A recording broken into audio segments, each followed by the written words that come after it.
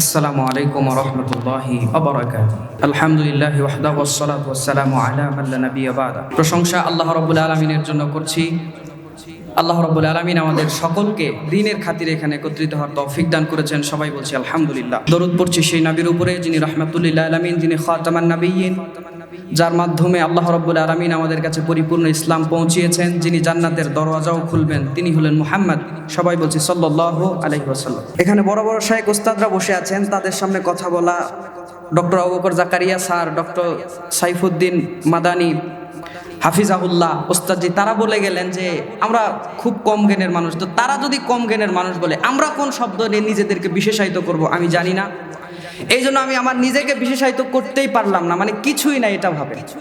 তো তারপরেও আমাদের ওস্তাদরা উপস্থিত আছেন, আমরা বেশি সময় নেব না, জাস্ট তাদের সামনে আসা, একটু আমাদেরকে দোয়া করবেন, আল্লাহ যেন তাদের মতো আমাদেরকেও ভালো আলেম দায়ী হিসেবে আল্লাহ যেন কবুল করে, এই মর্মে আসা।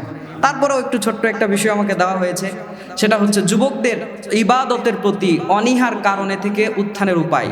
যদিও ছোট ব্যাপার বা সহজ মনে হচ্ছে, অত্যন্ত কঠিন জটিল। বর্তমানে যে সময় যেই ব্যাপারে একদম ভাটা চলছে, বর্তমানে যেই ব্যাপারে একদম ধ্বংসের প্রায় শেষ দিকে চলে যাওয়া হয়েছে, এমন একটা ব্যাপার যুবকদের ইবাদতের প্রতি অনীহার কারণ।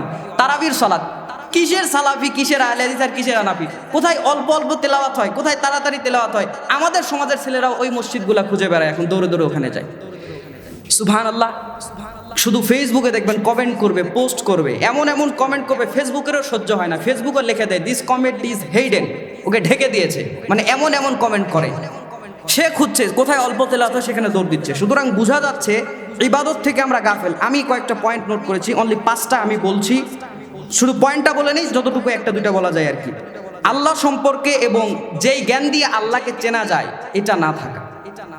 2, ইবাদতের রূপরেখা ভুলে যাওয়া। 3, পরকালের জ্ঞান না থাকা। 4, অনলি দুনিয়া কেন্দ্রিক হয়ে জীবনযাপন করা, দুনিয়া কেন্দ্রিক হয়ে জীবনযাপন করা, বা এভাবে আমাদের সন্তানদেরকে বড় করা। তো এই পয়েন্টগুলা আমি কিছু মাত্র বললাম, আরও কিছু নোট ছিল, ওগুলো আমি বলছি না। এই 4টার উপরে দেখি কতটুকু বলা যায়। 1 নাম্বার বললাম আল্লাহ সম্পর্কে জ্ঞান না থাকা, এবং যেই জ্ঞান দিয়ে আল্লাহকে চেনা যায় এই জ্ঞানটা না থাকা। কেমন করে? একটা উদাহরণ দিই ছোট্ট করে, তাহলে পয়েন্টটা একটা উদাহরণে শেষ হয়ে যাবে। একটা ছেলে একটা মেয়েকে বিবাহের জন্য দেখতে গেছে, মেয়ের পক্ষ থেকে ছেলেকে রিজেক্ট করে দেওয়া হয়েছে, এরকম হয় না? কিন্তু ছেলে ওরাই বিয়ে করবে, কিন্তু মেয়ের পক্ষ থেকে একটা কথা আছে, ছেলে সিগারেট খাই, এরে আমি বিয়ে করব না। কিন্তু এই ছেলে আরো অনেক আগের থেকে সিগারেট খায়, বাপ বলেছে সিগারেট ছাড়ো, ছাড়ে নাই। মা বলেছে সিগারেট ছাড়ো, ছাড়ে নাই। শিক্ষক বলেছে সিগারেট ছাড়ো, ছাড়ে নাই। সবাই বলেছে সিগারেট ছাড়ো, মা বাবা চট থাপ্পড়ও 2-4টা দিয়েছে সেই বয়সে, ছাড়ে নাই। সে সিগারেট খায়। কিন্তু এই মেয়ে যখন বলেছে ও সিগারেট খায়, ওরে আমি বিয়ে করব না, ছেলের ওরে পছন্দ হয়েছে, মেয়ের পক্ষ থেকে রিজেক্ট, বলছে ঠিক আছে আজকের পর থেকে আর সিগারেট খাবো না। আপনি এখান থেকে কি বুঝলেন? সে তাকে পছন্দ করে, ভালোবাসে, সে তাকে চিনেছে, বুঝেছে, সে একবার বলেছে সিগারেট খাওয়া যাবে না, সিগারেট ছেড়ে দিয়েছে। আমি এই কথা কেন বললাম? একটা মানুষ যখন তার রবকে চিনবে, একটা মানুষ যখন তার আল্লাহকে চিনবে, একটা মানুষ যখন তার আল্লাহকে বুঝবে, সে যখন আল্লাহকে বুঝে নিবে, আল্লাহকে চিনে নিবে, এবার আপনাকে আর বলতে হবে না আল্লাহ কিসে খুশি আর কিসে না খুশি। ও নিজে এবার খুঁজবে আমার আল্লাহ কিসে খুশি, খুঁজে খুঁজে ওই কাজ করবে। ও আল্লাহ রব্বুল আলামিন কোনটাতে অসন্তুষ্ট হয়, ও ওইটা নিজে খুঁজে বের করে ওটা থেকে বিরত থাকার চেষ্টা করবে। কারণ মানুষের এটা স্বভাব হলো, যেই মানুষটা যাকে পছন্দ করে, ভালোবাসে, তার পছন্দ এবং অপছন্দের দিক সে বেছে এবং দেখে চলে। তো আল্লাহকে চিনিয়ে দিতে হবে, এবং যেই জ্ঞানের মাধ্যমে আল্লাহকে চিনিয়ে দেওয়া হয়, এই জ্ঞান আপনি আমি আপনার সন্তানদেরকে দেই না। কোন জ্ঞানের মাধ্যমে আল্লাহ রাব্বুল আলামিনকে আপনার সন্তান চিনবে? এটা হচ্ছে কোরআনের জ্ঞান, এটা হচ্ছে সুন্নাহর জ্ঞান, এটা হচ্ছে ইসলামী জ্ঞান। এইটা যদি আপনার ছেলের মধ্যে দেওয়া হয়, তাহলে দেখা যাবে আপনার ছেলে, আপনার মেয়ে যখন সে রবকে চিনবে, আল্লাহকে চিনবে, সে সব কিছুকেই চিনতে পারবে। অনেক সময় আমরা ছেলে মেয়েদের ব্যাপারে বলি কথা শোনে না, এই করে সেই করে। আপনি তো তার রবকে চিনিয়ে দেন নাই, আপনি তো তার আল্লাহকে চিনিয়ে দেন নাই। যদি দিতেন, তার রব, তার আল্লাহ যে কিতাব নাজিল করেছে, যেই জ্ঞান দুনিয়াতে পাঠিয়েছে, ওই জ্ঞানের মাধ্যমে সে পিতামাতাকে খুঁজে নিত আর চিনে নিত আর সম্মান করত। শোনেন, আমি আপনাকে স্পষ্ট করে বলতে চাই, যেই ছেলের হাতে আপনি ছোটবেলায় কোরআন তুলে দিতে পারেন নাই, আল্লাহকে সাক্ষী রেখে আমি বলতে চাই, শেষ বয়সে একটা পর্যায়ে গিয়ে ওই ছেলের হাত আপনার চেহারার দিকে উঠবে আপনাকে থাপ্পড় দেওয়ার জন্য। যেই ছেলের হাতে আপনি কোরআন তুলে দিতে পারেন নাই, ওই ছেলের হাত আপনার দিকে উঠবে আপনার ঘাড়ে ধাক্কা দিয়ে বাড়ি থেকে বের করে দেওয়ার জন্য। যেই ছেলের হাতে কোরআন তুলে দিতে পারেন নাই, ওই ছেলের হাত উঠবে মদের বোতল ধরার জন্য। যেই ছেলের হাতে কোরআন তুলে দিতে পারেন নাই, ওই ছেলের হাত উঠবে পিস্তল ধরার জন্য। যেই ছেলের হাতে আপনি কোরআন তুলে দিতে পারেন নাই, ওই ছেলের হাত উঠবে একটা বেগানা পতিতা মহিলার হাত ধরে এক জায়গা থেকে আরেক জায়গাতে বের হয়ে যাওয়ার জন্য। এটা কোরআনের জ্ঞান না থাকার কারণে। অপর পৃষ্ঠে আমি বলতে চাইবো, অপর দিকে আমি বলতে চাইবো, যেই সন্তানের হাতে, যেই ছেলের হাতে, যেই মেয়ের হাতে আপনি এই ইলমের কিতাবটা তুলে দিবেন, জ্ঞানের কিতাবটা তুলে দিবেন, যেটার মাধ্যমে রবকে চেনা যায়, যেটার মাধ্যমে আল্লাহ রাব্বুল আলামিন পুরা দুনিয়াকে তাকে চিনিয়ে দিবে, এইটার জ্ঞান যদি তাকে আপনি দিতে পারেন, আমি হলফ করে বলতে পারি, আল্লাহকে সাক্ষী রেখে বলতে পারি, যেই ছেলের হাতে ফজর পরে কোরআন ওঠে, ওই ছেলের হাতে আর মদের বোতল উঠবে না। আমি আল্লাহকে সাক্ষী রেখে কথা বলতে পারি, যেই ছেলের হাতে ফজর পরে কোরআন ওঠে, ওই ছেলের হাতে বন্দুক পিস্তল উঠতে পারে না। যেই ছেলের হাতে ফজর পরে কোরআন ওঠে, ওই ছেলের হাত বাবার মুখের দিকে যদি ওঠে আপেল খাওয়ানোর জন্য উঠবে। ওই ছেলের হাত যদি মায়ের চেহারার দিকে ওঠে, শেষ বয়সে অসুস্থতার কারণে ক্যাপসুল খাওয়ানোর জন্য উঠবে। যদি ওই ছেলের হাত বাবা মার চেহারার দিকে ওঠে, তার মাথায় হাত বুলিয়ে দেওয়ার জন্য উঠবে। যেই ছেলের হাতে কোরআন তুলে দিয়েছেন, যারে তারে রাস্তা থেকে তুলে এনে বলবে না এইটাই আজকে থেকে আপনাদের বৌমাইকে বউ বলে মেনে নেন। কোরআন হচ্ছে, আল্লাহ বলেছেন শিফা, অ্যান্টি ভাইরাস।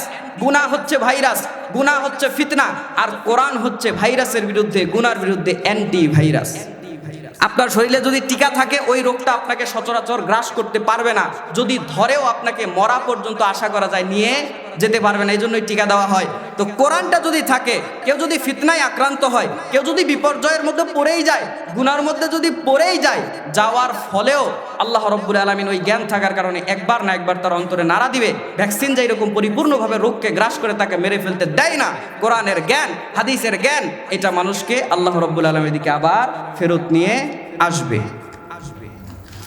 আমার ভাইরা, আমি কোরআন থেকে একটি আয়াত উল্লেখ করতে চাইবো। আল্লাহ রাব্বুল আলামিন কোরআনুল কারীমে সূরা ইনফিতর 30 নম্বর পারাতে 6 নম্বর আয়াতে আল্লাহ রাব্বুল আলামিন বলছেন, ইয়া আইয়ুহাল ইনসানু মা গাররাকা বিরাব্বিকাল কারীম।